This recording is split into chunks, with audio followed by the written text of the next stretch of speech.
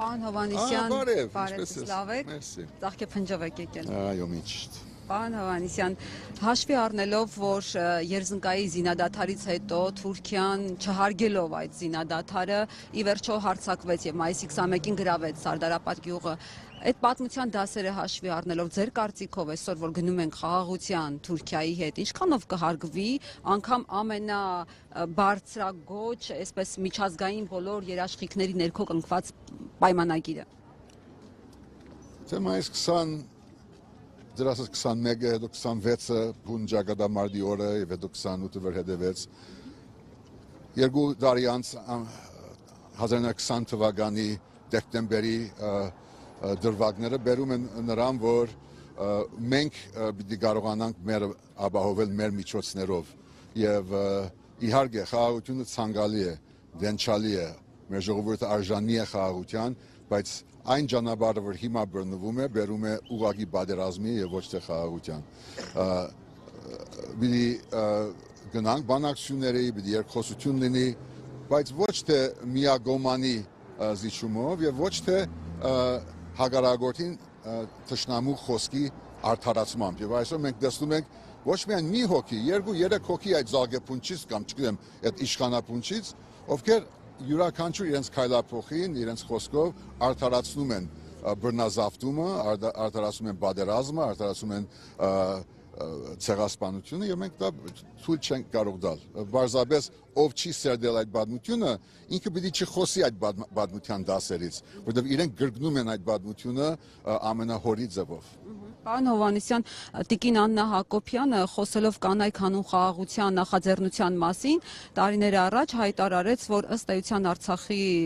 պատերազմի ժամանակ մեր տղաները զոհվել են հանուն ոչնչի։ Հիմա կարող ենք այսպես շարունակական հայտարարել, որ Սարդարապատում են հերոսամարտը արել հանուն ոչնչի, մեր բոլոր հաղթանակները, որոնք կերտվել են, ըստ էության հանուն ոչնչի է եղել։ Չեմ մեկնաբանում ընտանիքի այդ իշխող ընտանիքի խոսքերը, բարձրապես ասում են, որ այս ճակատամարտի այս հուշահամալիրի սֆերի ներքո մենք բոլորս բարգեշտանում ենք, համեստանում ենք, մեր հանձնարարությունը գրգնում ենք, իսկ նրանք, ովքեր խոսում են այդ եզրափանությամբ, ոչինչը հենց իրենք են, հատկապես երբ կանգնում են այս հուշահամալիրի սֆերի ներքո։ Չեք վախենում, որ հիմա Աննա Հակոբյանը, քանի որ վերջին շրջանում այսպես սկրիններ է անում եւ տարածում է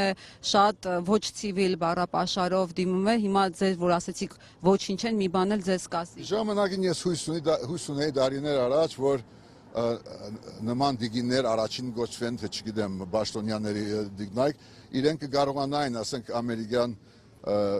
նախագահ Ջորջ Բուշի դիգնոջ Բարբարա Բուշի օրինակով շատ կառուցողական, pedagogical դրական ներդրում ունենալ եւ ցավոք սրտի մեծ շեղում տեղի ունեցավ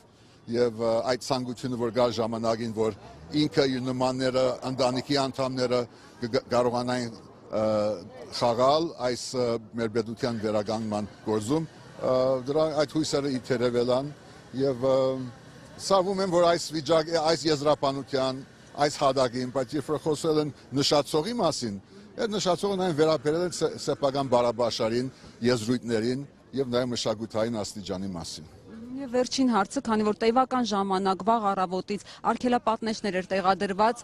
հաշվի առնելով որ վարչապետ Նիկոլ Փաշինյանը բարձրաստիճան պաշտոնյաների հետ հուշահամալիրի տարածքում հասարակ մահկանացուների մուտքը արգելված էր։ Դուք նորմալ եք սա համարում։ Ոչ, բայց առաջի դարին չէ, նրանք ովքեր վախենում են ժամանակին ասում են վրենք ժողովրդի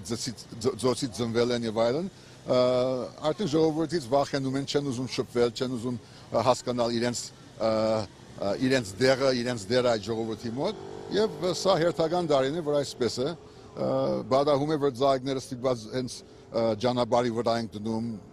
մյուս տարին մի քիչ ուշ են գալիս մոդենում ենք, բայց մեր ուխտը, մեր երթումը մեկն է եւ մենք այդ ուխտը երբեք չենք դրժելու։ Իրենք դրժել են բազմիցս եւ ամեն օր իրենց խոսքով համարում են, որ իրենք այս պոստմոդեռնիստական ինչ որ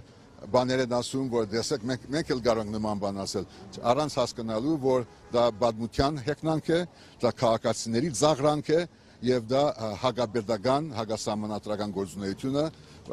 որ պատասխանը մի օր պիտի դրվի։ Դա արդեն նոր սերունդը եւ Աստված գիտեն։ Շնորհակալ եմ, պարոն Հովհաննիսյան։ Տրիբյուն AM-ի հարգելի հետևորդներ, այս պահին